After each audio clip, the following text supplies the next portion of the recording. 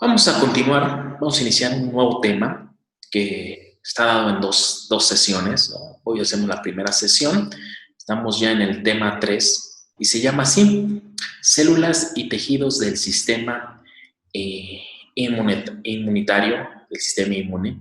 Y lo que quiero hoy que lleguemos a entender son los siguientes tópicos: hematopoiesis, moléculas de superficie como marcadores celulares y las células involucradas en los mecanismos de defensa. Ojo, origen y función. Quizá función todavía no vamos a ahondar tanto, pero quiero quedarnos en que ya conozcan algunas células, no todas.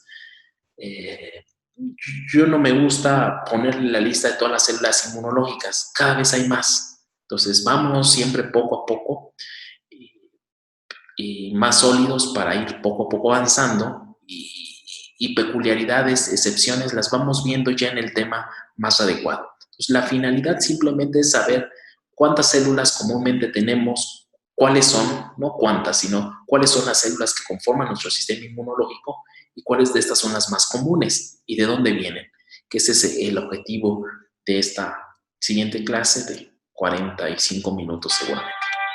¿De dónde vienen las células inmunológicas? Pues siempre pensamos en la sangre, ¿no? Y efectivamente la sangre que tiene, eso que ven ahí, comúnmente le llaman glóbulos blancos, glóbulos rojos y plaquetas. Tanto los glóbulos rojos y las plaquetas no nos interesan porque no forman parte del sistema inmunológico. ¿Qué forma parte del sistema inmunológico? Pues las células blanco, los leucocitos. Leucocito y célula blanco, células blanco son sinónimos. Quizá me gusta más el término leucocito, pero históricamente siempre nos enseñan que hay glóbulos rojos y glóbulos blancos, ¿no? Son los leucocitos. Entonces me voy a referir a los leucocitos. ¿Por qué los pongo y hago énfasis con este video? Porque vienen desde el mismo origen los eritrocitos y las plaquetas. Entonces, entendiendo de dónde vienen las células inmunológicas, les va a ayudar a sus temas de dónde vienen los eritrocitos y las plaquetas. Entonces, ¿de dónde vienen? Bueno, todas estas células que están en la sangre, ¿no? Todos los días hay una constante renovación porque tienen vidas medias, algunas mueren.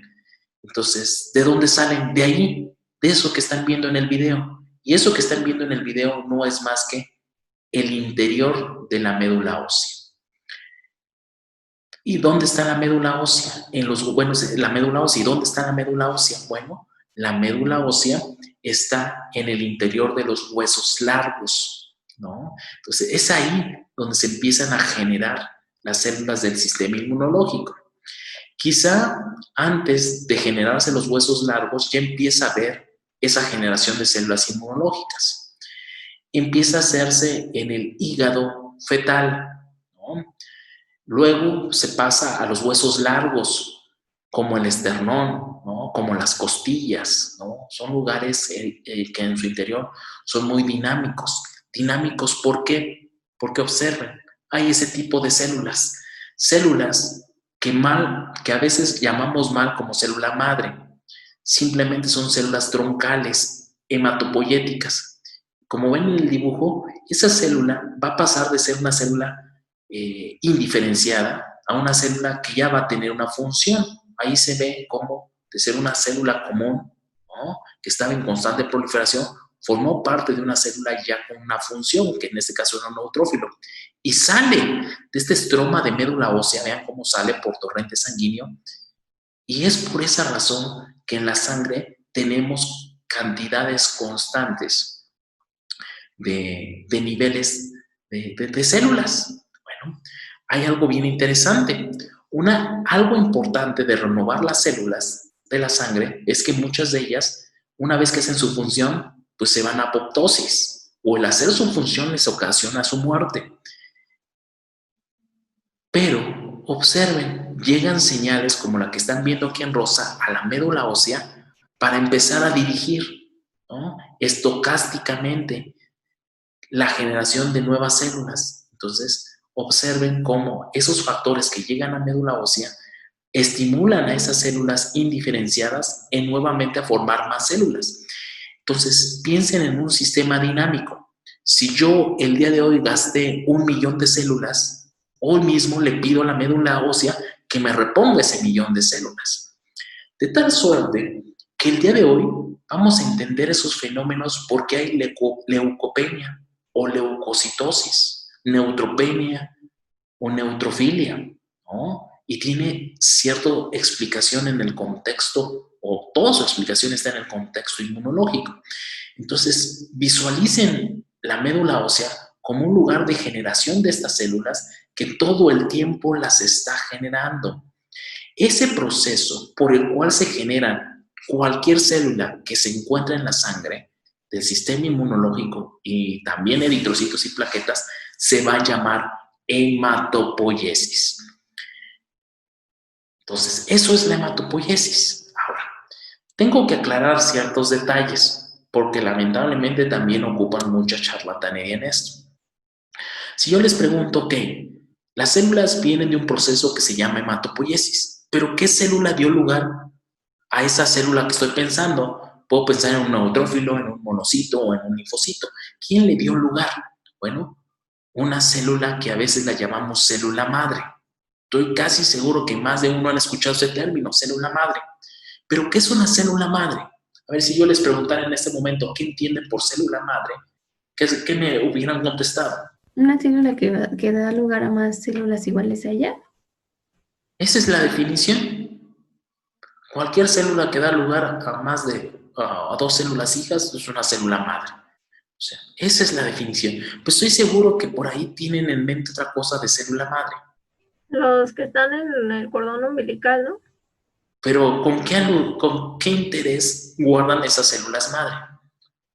Según que por si tienes cáncer o alguna enfermedad así, como que te Como, cura. como lo dijo su compañera, según, ¿no? Nos venden la ilusión que las células madre son capaces de generar un organismo, un órgano que en futuro vamos a necesitar. Aún eso no es posible. La célula madre no da origen a un individuo completo.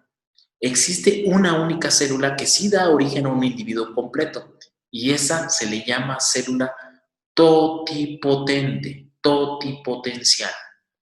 Y esa célula solamente proviene de la fusión de los gametos, el espermatozoide y el óvulo. Es la única célula totipotencial, que es la única que efectivamente da origen a un nuevo ser, ¿no? Esa célula da origen a los diferentes linajes celulares, a todo lo que viene del endodermo, ectodermo y mesodermo, ¿no? Y da un ser, pero es la única. ¿Cuándo más la van a ver? Pues nunca, solo en esa fusión óvulo-espermatozoide. ¿Qué son las otras células? Bueno, son células que ya definieron qué van a hacer, qué células van a empezar a hacer o qué conjunto de células van a hacer. Entonces, son células que no son totipotenciales, son pluripotenciales. Es decir, si una célula es capaz de dar origen a las células que están en la sangre, ya no es totipotente, es pluripotente. Ahora, esa célula pluripotente da lugar solo a las células de la sangre, no al corazón, no al hígado, no al riñón. ¿No? Ahora, ¿cómo nos vamos a referir a esa célula? Esa célula que aún no es nada, es indiferenciada. El término en inglés es una célula STEM, como está aquí, STEM. La traducción de STEM no es más que lo que puse ahí, tallo, emanar, porvenir, ¿no? Es la emanación de una planta. Entonces, la traducción más adecuada no es célula madre, es célula troncal. Entonces, después de pasar una célula totipotencial, se generan muchas células pluripotenciales que tienen su finalidad de ser células troncales. Y así va a haber una célula troncal que va a ser responsable de todo lo que vieron en este video, de generar todas estas células que se generan en médula ósea, pero es una célula troncal hematopoyética. Entonces, aclarado esto, voy a presentarle la troncal hematopoyética. Y lo primero que tenemos que tener en mente es que es una célula que no es nada, no tiene nombre, no tiene ninguna función más que dar todas las estirpes celulares. De ahí que digo que es una célula indiferenciada. Al tener la capacidad y la función, el compromiso de dar todas las células, una función es que está en constante proliferación, ¿no? Cuando prolifera, da lugar a dos células hijas. ¿Qué tanto se parecen las células hijas? Mucho. Pero en cambio, estas células troncales hematopoyéticas tienen otro tipo de división. Aparte de la común, es una división simétrica, es decir, yo prolifero como célula troncal hematopoyética, doy lugar a dos células hijas que tienen un compromiso como células hijas seguir diferenciándose. Por eso se llama división simétrica. Pero las células troncales también tienen una división que se llama asimétrica. ¿Qué se refiere con la división asimétrica? Bueno, se refiere a que una vez que se dividen, una célula hija tiene el compromiso de diferenciarse y llegar a ser una célula X. Pero la otra célula hija tiene la característica de ser célula troncal hematopoyética, ser igualita a la mamá. ¿Qué ventaja tiene eso? De que la célula troncal hematopoyética haga división asimétrica. Pues aunque nunca se va a agotar, aunque se muera la célula troncal hematopoyética, siempre queda una con las mismas características. Dicho en una palabra, eso se llama que tiene capacidad de autorrenovación.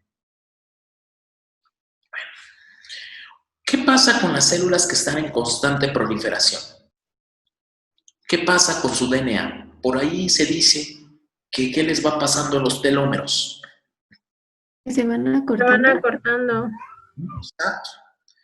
Por ahí hubo 2010, creo, 2000, por ahí 2011, creo, hubo el premio Nobel a descubrimiento de la función de la telomerasa, lo que en los medios comentaban que las células tienen un reloj biológico, es decir, no podían engañar con su edad, porque el acortamiento de los telómeros nos decían su edad.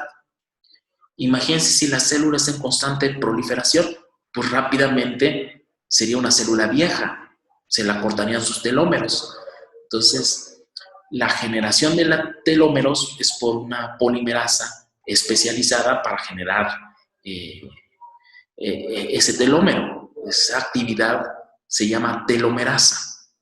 Y lo que tienen mucho las células troncales hematopoyéticas es una gran actividad de telomerasa. ¿Por qué la tiene? Porque necesita estar en constante proliferación y que no se acorten tanto sus telómeros. Entonces, porque tiene su capacidad de autorrenovación. Entonces, esa es otra característica más de la troncal. Ahora, la troncal hematopoyética, su necesidad es generar diferentes estirpes celulares. Ahorita les vamos a poner nombre. Pero ¿cómo voy a decir que una célula, a ver, díganme una célula de la sangre? Linfocito. Me voy a quedar con la linfocito porque es la que está en la diapositiva. Para llegar a ser un linfocito, yo sé que es un linfocito. Para mí, para nosotros sabemos que es un linfocito porque expresa ciertos receptores. ¿Qué receptor ustedes conocen del linfocito? PCR y TCR. TCR. La parte que señaliza del TCR la llamamos CD3. Un componente que le ayuda al TCR se llama CD4. Si tiene CD4, se llama cooperador. Si tiene CD8, se llama linfocito T citotóxico. Entonces, ¿por qué los conocemos así? Porque cada célula en su superficie tiene una gran cantidad de moléculas. Dependiendo qué moléculas tiene, pues son sus funciones. Y dependiendo de sus funciones, nosotros le hemos puesto un nombre. Así digo que tenemos un linfocito T cooperador o un linfocito T citotóxico, o también así tengo un neutrófilo o así tengo un monocito. Pero imagínense ponerle nombre a cada molécula. caeríamos en un problema. El CD3 se le llamó antígeno TY21, digo TY, no el 21, no TY, porque se encontró en linfocitos T. Un antígeno de los monocitos se le llamó monocina, ¿no? Un antígeno de un linfocito también se le llamó linfocina y cosas de ese estilo, o nombres más raros. Entonces, imagínense aprenderse todos esos nombres. Sería imposible el desorden que existiría. Entonces, en su momento se hizo una convención para poner orden a toda esa serie de marcadores que se conocían hasta el momento. Y entonces se agruparon en una nomenclatura que se llama así, clúster de diferenciación.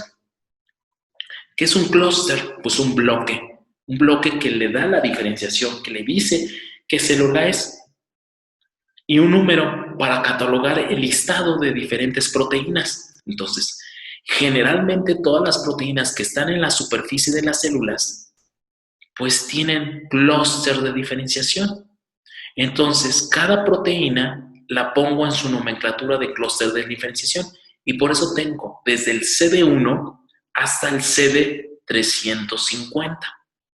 Es una nomenclatura que sigue adicionándole proteínas. Se espera que todas las proteínas algún día tengan su clúster de diferenciación y es la forma de homogenizar las cosas. Por ejemplo, las moléculas que señalizan en el TCR se llama CD3. Las moléculas que ayudan al TCR como correceptores se llaman CD4. Las moléculas que ayudan a los citotóxicos como correceptor se llaman CD8. Las moléculas que ayudan a los monocitos en sus procesos de adhesión se llaman CD14. La molécula que ayuda a capturar anticuerpos en los monocitos se llama CD16. Entonces, ¿a qué quiero llegar? Que cada función de cierta molécula que esté en superficie o en el interior de una célula tiene una nomenclatura. Entonces, yo quisiera para cada célula tener un conjunto de clúster de diferenciación que me hace único a esa célula. Ahora, idealmente, ¿qué quisiera? Un clúster para cada célula, pero eso es imposible. Tengo un conjunto de clúster o la ausencia de ciertos clústeres de diferenciación para caracterizar cada estirpe celular. Por ejemplo, si yo les digo, tengo una célula CD3 negativa, CD4 negativa, CD19 positiva, yo sé que no es un T, porque no tiene ni el CD4 ni el CD3. Pero al tener CD19, yo pienso en un linfocito B. Entonces, así se empieza a jugar con los clústeres de diferenciación. Entonces, les expliqué esto por la siguiente razón. La célula troncal hematopoyética no presenta antígenos de linaje, o simplemente digo, linaje negativo.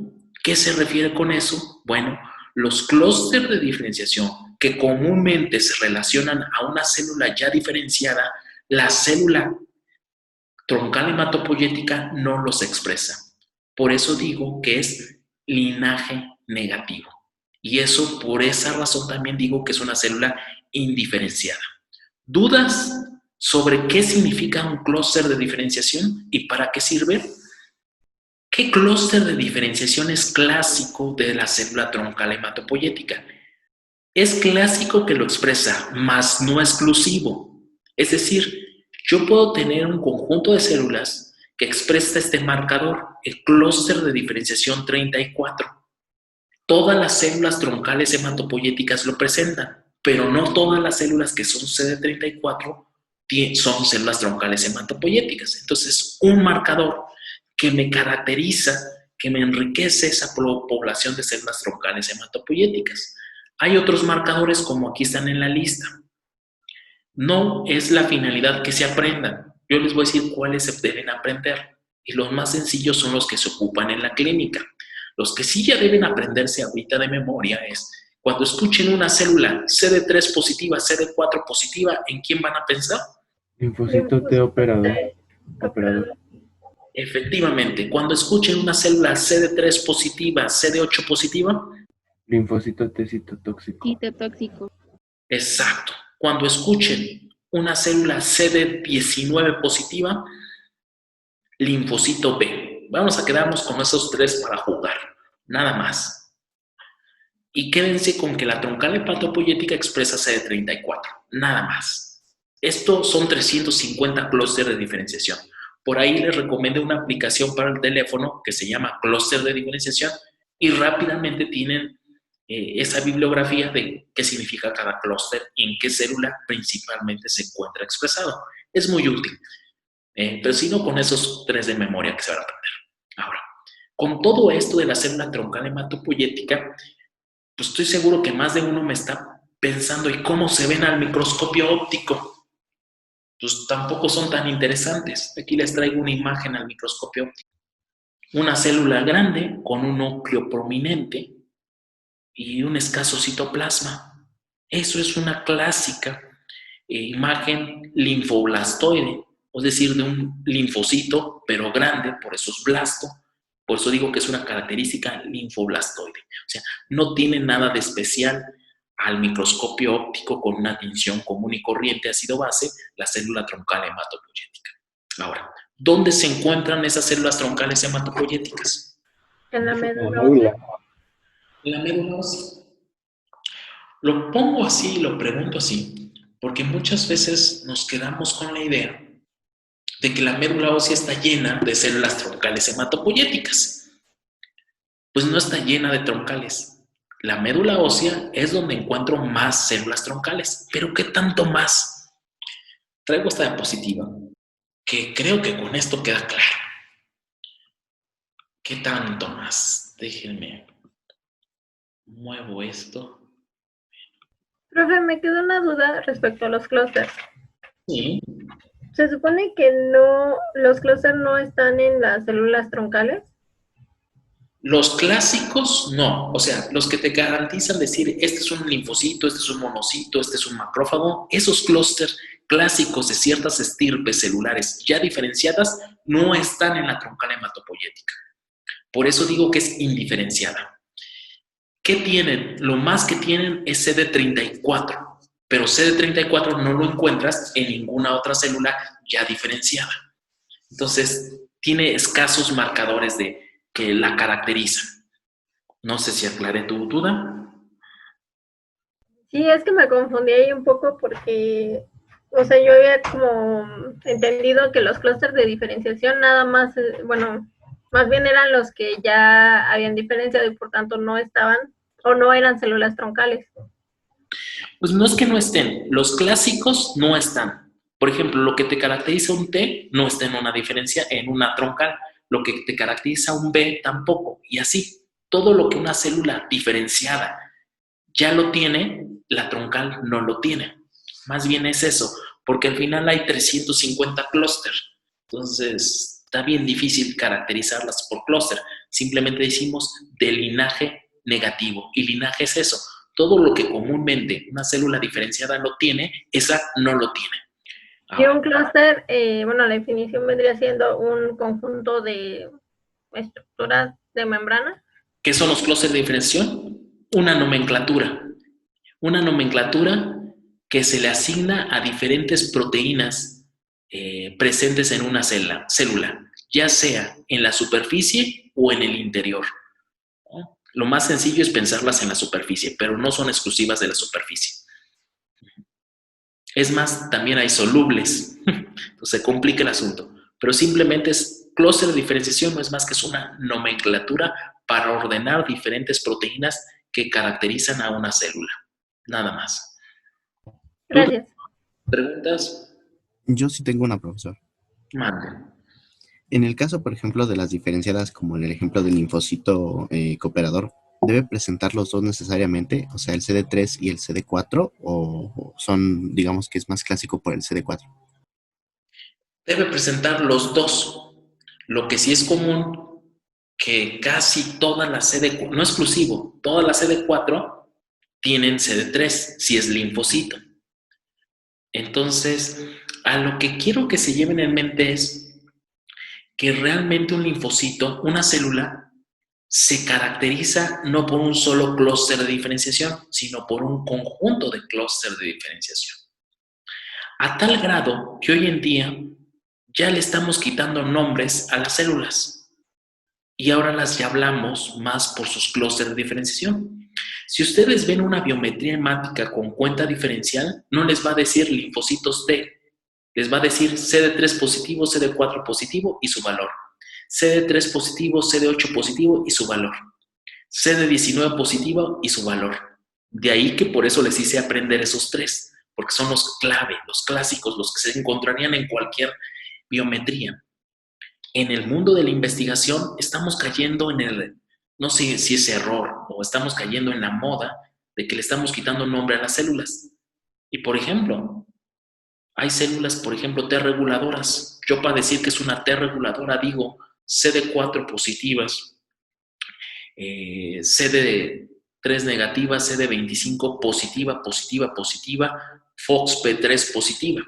Vean, mencioné 3 veces positiva porque es una forma de decir con mucha expresión de CD25. O puedo decir CD25 alto, o CD25 mediano, o CD25 bajo. Entonces, hoy en día se juega mucho con los clústeres de diferenciación para referirme a una célula. Tal grado que un día alguien me dijo, siempre me recuerdo eso cuando doy esta clase, dices que los inmunólogos son muy egoístas. ¿Por qué egoístas? Es que hablan en clave. ¿Cómo que en clave? Sí, mira, si se quieren referir a un linfocito B, le llaman CD19, CD3 negativo, CD4 negativo, CD19 positivo. ¿A poco no es una clave? Pues me quedé pensando, pues sí, ¿verdad? Parece toda una clave. Entonces, la única forma ahorita de referirnos a una célula. Quizás se está perdiendo el ponerle nombre. ¿Por qué? Porque cada vez aparecen más células. ¿Y por qué cada vez aparecen más células? Porque la tecnología actual me permite estudiar de una célula al mismo tiempo, en poco tiempo, 50 marcadores. Y no en una célula, sino en millones de células en un minuto. Es la citometría de flujo acoplada a espectroscopía de masas. Entonces se pone interesante el asunto. Entonces, seguimos. ¿Dónde hay troncales hematopoyéticas? En médula ósea. ¿Pero qué tan frecuentes son? Vean, si yo tomo puras células mononucleares, como las que vieron en la imagen, y me pregunto cuántas son troncales hematopoyéticas, voy a tener una dentro de 3 a 4 millones de células. Les repito la pregunta, ¿son frecuentes en médula ósea? No. Esa pregunta siempre cae. Les digo, ¿qué células son las más frecuentes en médula ósea? Y me ponen troncales hematopoyéticas. Oh, ahí se encuentran. Es más, ahí es donde más puedo encontrar, pero no necesariamente porque más puedo encontrar son las más frecuentes. Es más, si yo tomo puras células CD34 con el clúster de diferenciación 34, aíslo puras CD34, ¿cuántas van a ser troncales hematopoyéticas? Más, pero siguen siendo bien escasas, 1 en 200,000. Si yo al nacer tomo sangre de cordón umbilical o el cordón umbilical y tomo células mononucleares, pues 1 en 600,000 son células troncales hematopoyéticas. Si yo aíslo de sangre de cordón umbilical CD34, 1 de 20,000, ¿no? Es como si de todo México, de todos los estados, solo 33 mexicanos fuéramos troncales hematopoyéticas. ¿Ya vieron lo difícil de tener una célula con estas características? Pero tan poquitas, pero suficientes para dar lugar a todas las células. Yo siempre hago la broma, ¿y quién quiere hacer una célula de células troncales hematopoyéticas? Está difícil, ¿no?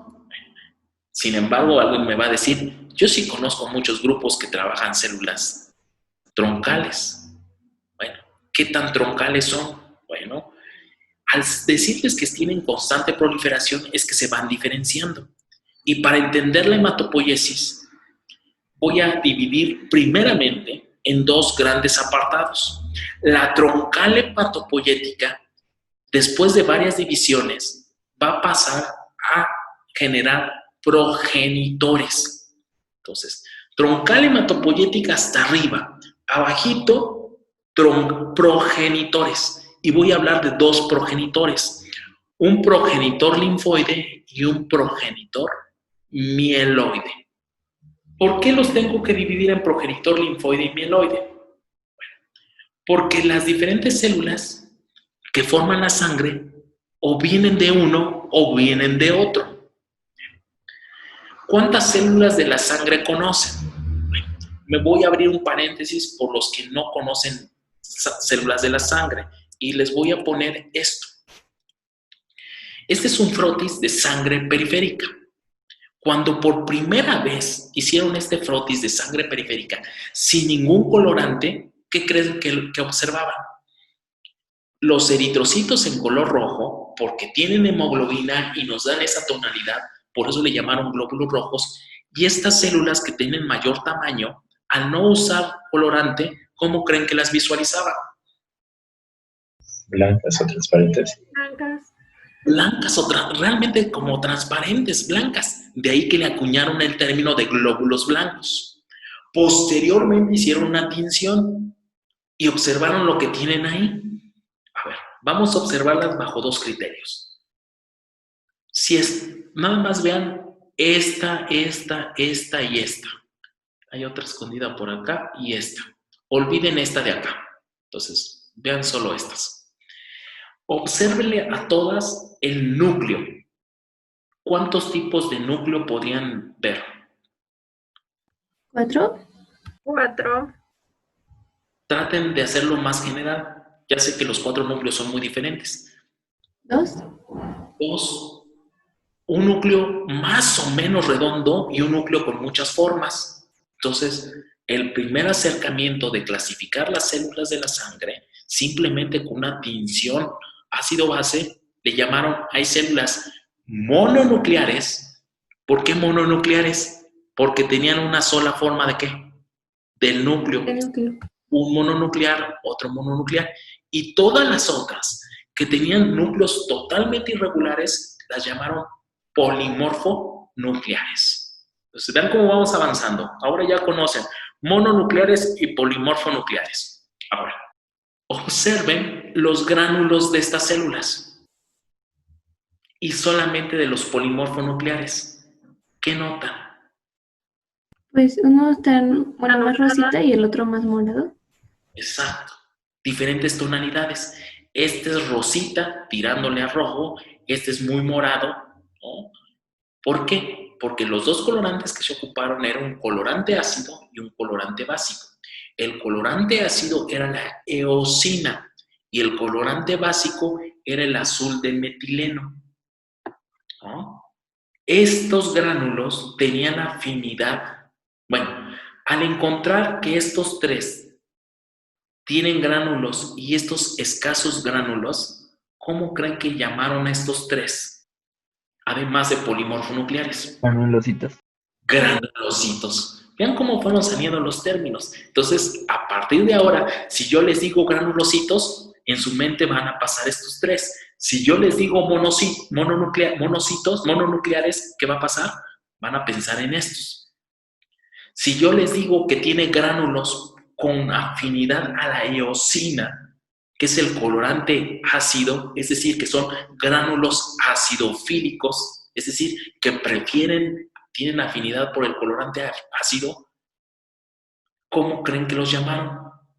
Eosinófilos. Eosinófilos. Ahora, ahí va la pregunta más interesante. ¿Por qué estos gránulos del eosinófilo tienen afinidad por el colorante ácido? Porque son básicos. Son básicos. Es lo que me gusta dar clase a los UFBs, porque en automático me contestan eso, porque son básicos. Efectivamente. Ahora, si yo les digo que dentro de los granulocitos hay células que sus gránulos son basofílicos porque tienen afinidad por el colorante básico, que en este caso es el azul de metileno, ¿cómo creen que lo van a llamar? Basófilos. Basófilos. ¿Y por qué el basófilo, sus gránulos tienen afinidad por el colorante básico? Porque son ácidos. porque su naturaleza química es ácida. Y va a haber células que sus gránulos no se polarizan ni por el colorante ácido ni por el colorante básico, sino que como que una mezcla de los dos, es decir, ni ácido ni base. ¿Cómo creen que los llamaron? Neutrófilos. Neutrófilos. Entonces vean, de la sangre, ustedes ya conocen, dentro de los granulocitos, neutrófilos, eosinófilos y basófilos, también llamados en conjunto los tres polimorfonucleares. Sin embargo, ¿en quién tienen que pensar primeramente? En el neutrófilo, porque es el que tengo más abundante, seguido por el eosinófilo y al final por el basófilo. Ese es el orden de aparición de frecuencia: neutrófilo, eosinófilo y basófilo. Cuando recuerdo a granulocitos, cuando me paso a los mononucleares, ¿qué los distingue uno del otro? ¿El citoplasma? Exacto. ¿Qué con el citoplasma? Pues uno es como más grande y el otro es como que no creo que abarca todo el citoplasma y por eso tiene poco y el otro tiene más citoplasma. Exacto. Hay unos mononucleares que tienen escaso citoplasma. Todos los que tienen escaso citoplasma son linfocitos. No sé si son T, no sé si son NK, no sé si son B, pero al menos sí sé que son ¿qué? Linfocitos. Todos los que tienen un citoplasma más predominante se van a llamar monocitos. Entonces, dentro de los mononucleares ya conocen dos, o linfocitos o monocitos. ¿Qué otra cosa ven de diferente entre un linfocito y un monocito? ¿El tamaño? Tamaño. Siempre los monocitos van a ganarle en tamaño a los linfocitos. ¿Qué otra cosa ven de diferente? ¿La compactación de la cromatina? Exacto. Qué elegante lo dijo en esas palabras. Compactación de la cromatina. Efectivamente. El linfocito tiene un núcleo más compacto. ¿Por qué más compacto? Porque transcripcionalmente es inactivo. ¿Por qué creen que transcripcionalmente es inactivo? Nos lo dijo McFarland Burnett. ¿Cómo se va a activar este linfocito? Hasta que veas Para que le antígeno. presenten un antígeno. Exacto, nada más, es bien fiel. Cualquier cosa no lo va a distraer hasta que llegue su antígeno específico. En cambio, este monocito, al tener muchos receptores que reconocen patrones moleculares, ¿cómo creen que va a estar? Pues siempre en la fiesta, siempre transcripcionalmente activo, ¿no? De ahí mi broma que les decía. Cuando les digan que los quieren como linfocitos, cásense. Cuando los quieran, que los quieren como dendrítico macrófago, ya se imaginarán, ¿verdad? Bueno, hasta ahorita ya aprendieron 5 células diferentes. Cierro mi paréntesis para continuar en lo que yo quería ahondar. Porque se empezaron a descubrir las células, así como se las platiqué, empezaron a dividirlas ya desde su origen. Y todas las células que tienen morfología linfocítica, de linfocitos, vienen de un progenitor linfoide, de ahí el nombre, progenitor linfoide. ¿Qué células me refiero? O pueden ser linfocitos T o pueden ser linfocitos B. Históricamente, había unos linfocitos que no eran ni T ni B, porque los veían un poco más grandes. Paul Ehrlich, padre de la inmunidad humoral, les llamó linfocitos grandes granulosos. ¿A quién se refería? A las células asesinas naturales, NK o simplemente Natural Killer. Esos son las células que vienen del progenitor linfoide, las más comunes. Conforme avancemos les voy a adicionar excepciones y más nombres de células, pero ahorita quiero que tengan bien claro en mente que cada que hable de progenitor linfoide o piensen en T, en B o en NK. Del otro lado están los progenitores mieloides. Dentro del progenitor mieloide están células que dan origen a los eritrocitos y a las plaquetas. No nos interesan en este momento.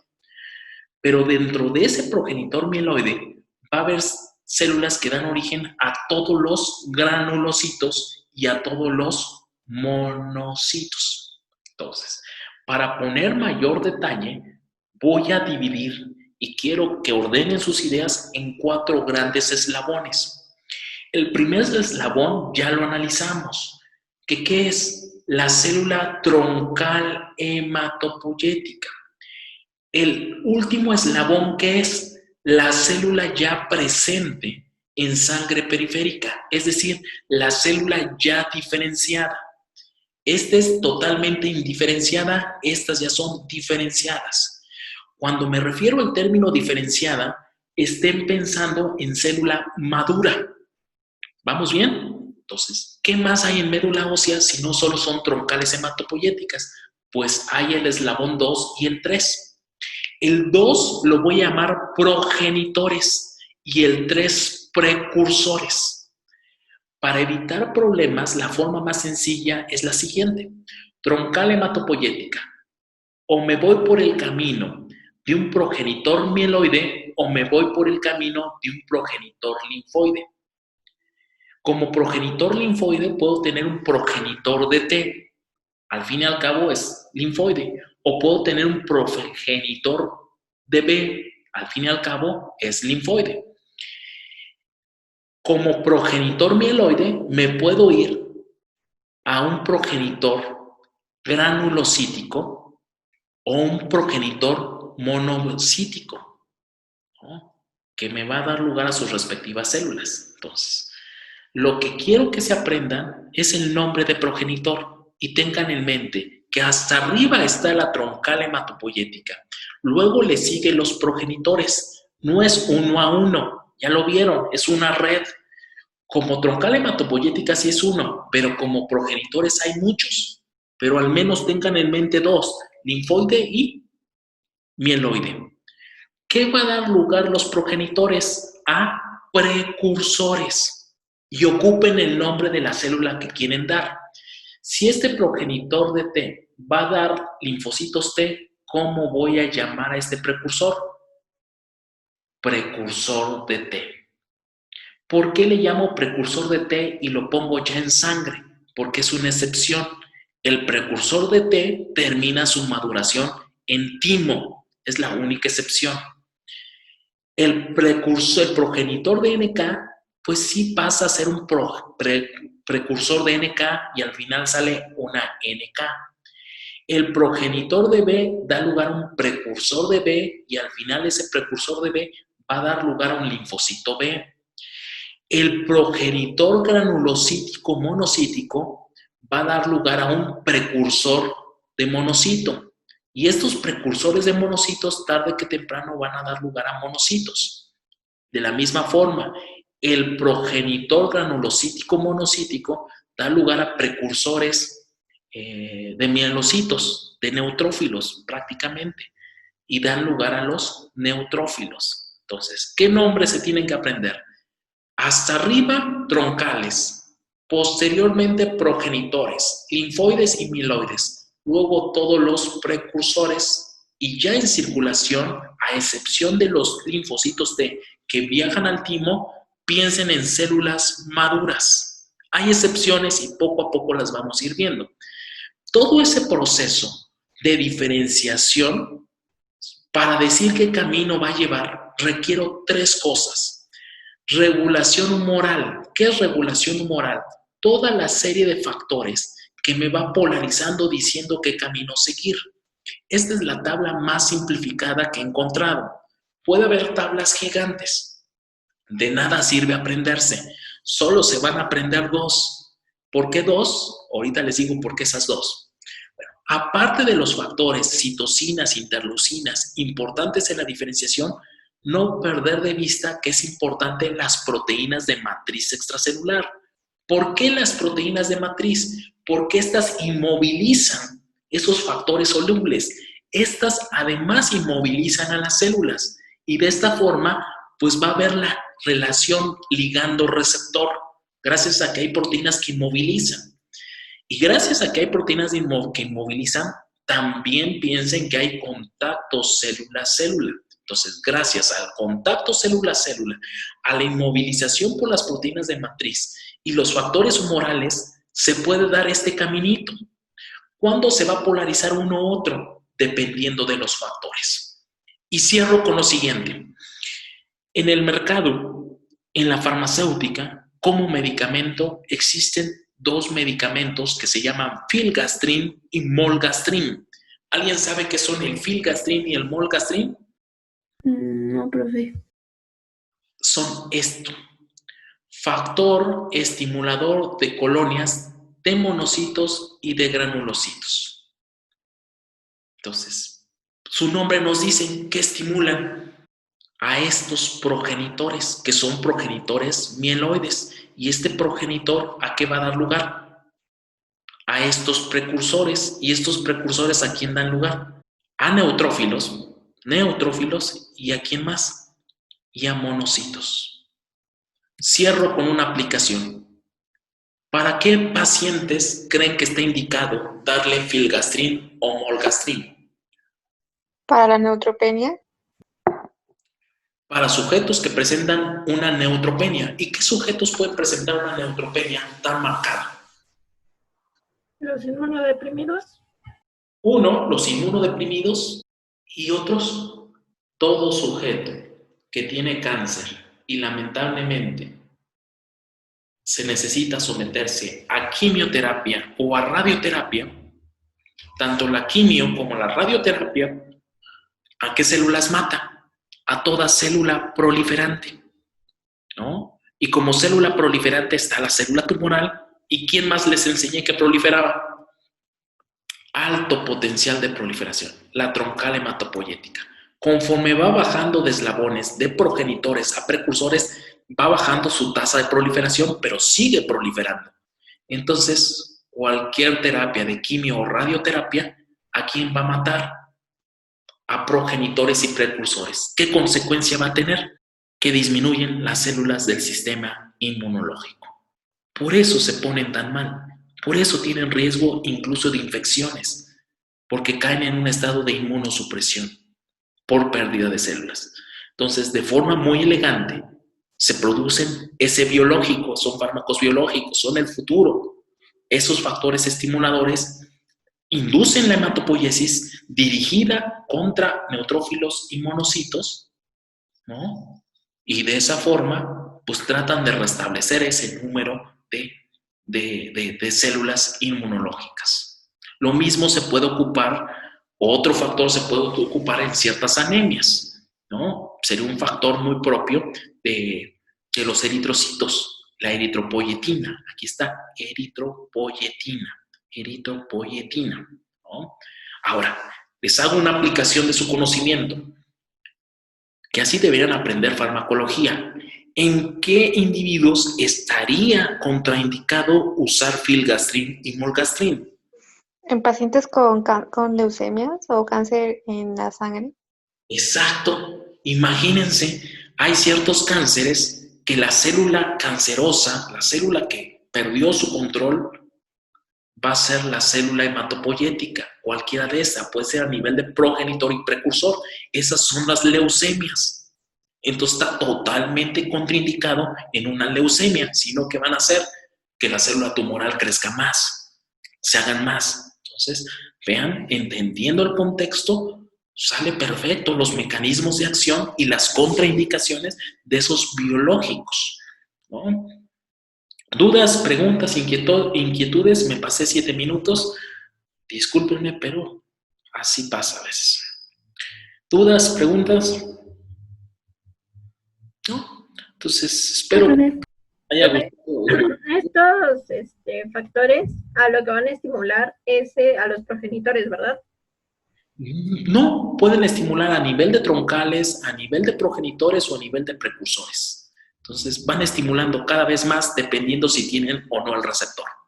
Recuerden que las funciones que vimos de troncal hematopoyética cada vez se van perdiendo hasta llegar al eslabón 3.